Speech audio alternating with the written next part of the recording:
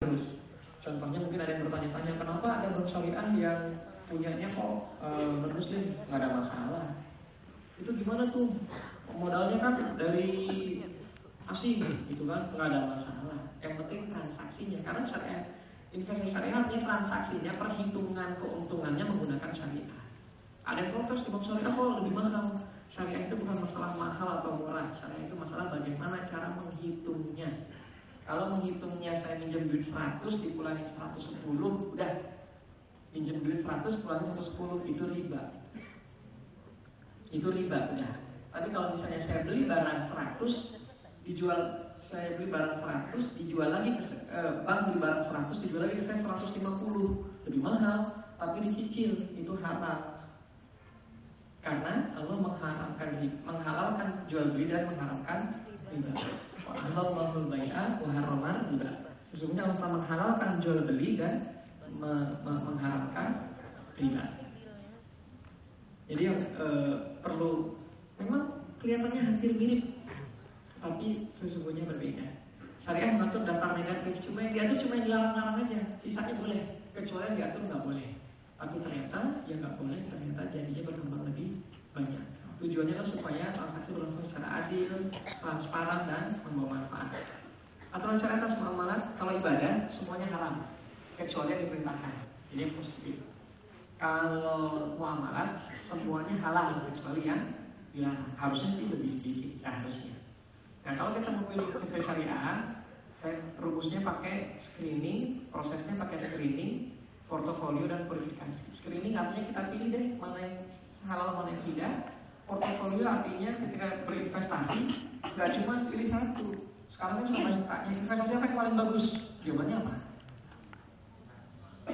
Ada yang bilang emas, langit biru. Ada yang bilang saham, ada yang bilang perdagangan, apapun itu. Menurut saya gini, investasi apa yang paling bagus itu sama seperti pertanyaan makanan apa yang paling enak. Jawabannya apa? Bervariasi, tergantung selera, tergantung daya beli, tergantung juga tingkat resistensi tubuh, profil risiko badan kita. Misalnya ada yang usianya udah 50-an, darah tinggi, nggak boleh makan sate kambing. Tapi yang masih muda-muda menganggap sate kambing adalah makanan yang paling enak misalnya. Berarti kan beda. Ada yang kalau kita mungkin paling enak udah sate kambing. Yang udah pernah nyobain makanan Eropa mungkin bilang yang paling enak adalah makanan apa gitu yang paling susah disebut namanya. Karena daya belinya beda. Ya kan? Artinya setiap orang akan punya standar yang berbeda. Begitu juga investasi itu akan berbeda tergantung kondisi risiko setiap orang, kemudian pengetahuannya dan juga daya belinya juga beda. Kalau kita bilang investasi paling bagus properti, ntar nggak ada yang mau invest karena untuk investasi properti harus mulai dari yang besar, ya kan? Investasi yang bagus adalah investasi yang terdiversifikasi dalam sebuah portofolio. Sama seperti makanan apa yang paling enak, yang paling bagus.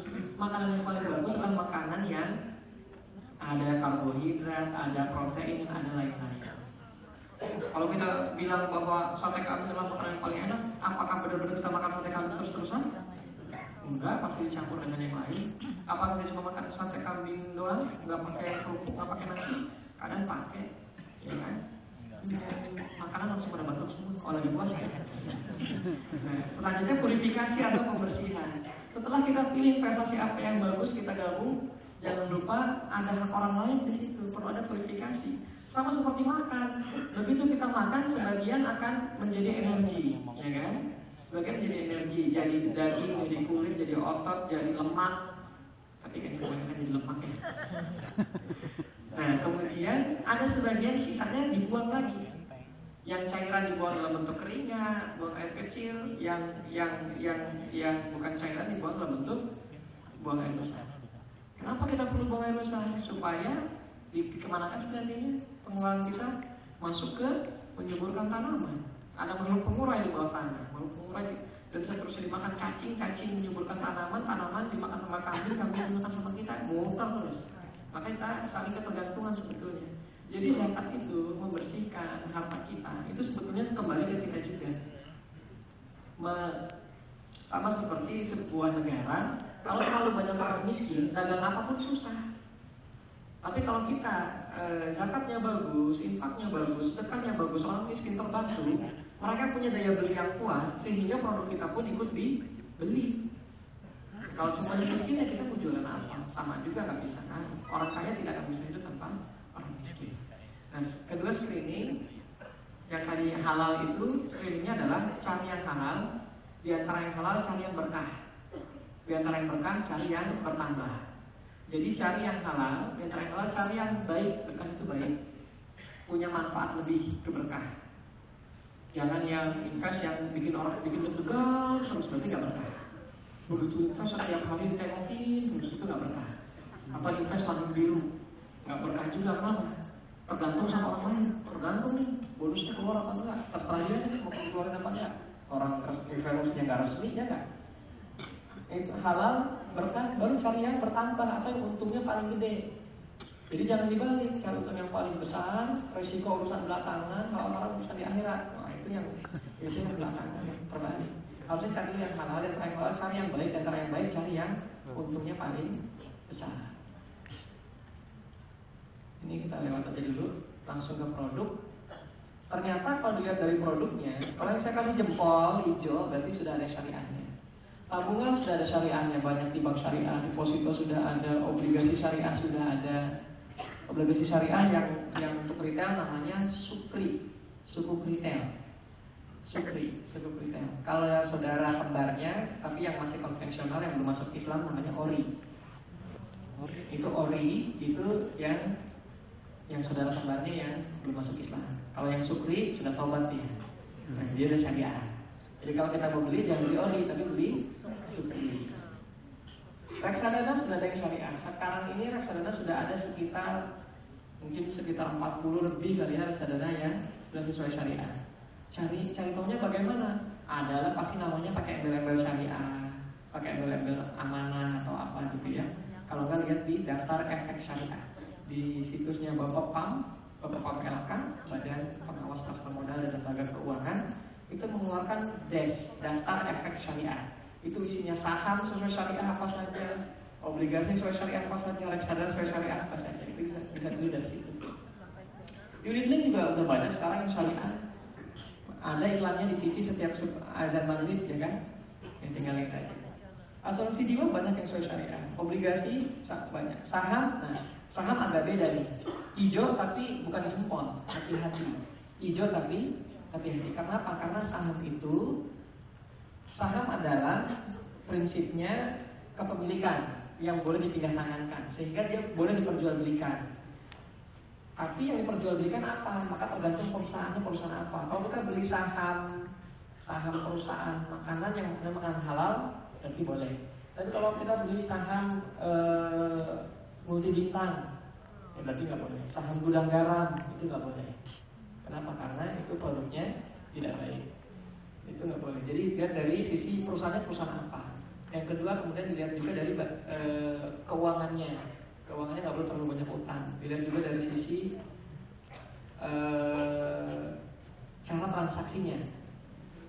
Kan kalau beli saham boleh utang sebetulnya. Beli sekarang bayar 3 hari lagi. Nah di bursa saham boleh kita beli sekarang bayar 3 hari lagi. Besoknya udah untung gede kita jual. Terus kita ngeluarin duit nggak? Kan kita belum bayar kan? Nggak usah ngeluarin duit. Karena begitu kita jual kita juga akan terima uangnya 3 hari lagi. Ya udah dipotong aja langsung.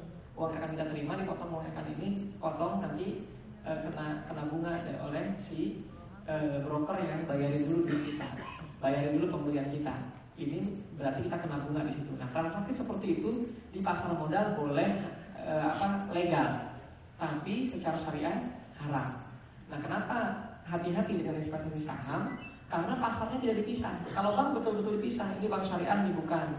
Reksadana syariah sama bukan, produknya beda. Nah kalau saham produknya sama, pasarnya sama. Kita sendiri yang harus menyeleksi. Itu kenapa saham kita harus ikut berhati-hati. Bursa berjangka sampai sekarang belum ada yang syariah. Jadi kalau teman-teman dapat telepon, Pak invest ini yang bagus nih, di mana? Di London kan, di Hong Kong, indeks Hang Seng, apalah kayak gitu ya. Ciri-cirinya nama perusahaannya ada kata-kata berjangka atau forward atau berjangka, kalau enggak apa dia ya. namanya kira-kira begitulah, namanya futures. Namanya futures berjangka itu berarti investnya di sini. Investnya di sini. Atau yang bilang invest emas tapi nggak usah pegang duitnya. Cukup invest 100 juta nanti dikasih sertifikat kontrak jual beli dalam waktu sekian bulan. Kita lihat harga emas dunia kalau begini. Nah itu juga masuknya biasanya ke kontrak berjangka. Kalau melalui perusahaan yang tadi ya, jadi harus hati-hati. Lo emas kan halal, emas halal, tapi cara transaksinya bagaimana juga harus diperhatikan. Kira-kira itu.